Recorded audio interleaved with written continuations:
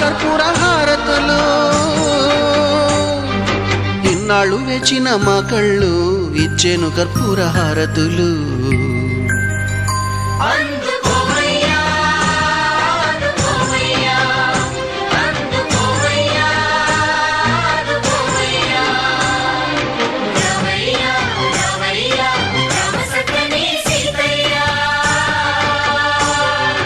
రావయ్యా రావయ్యా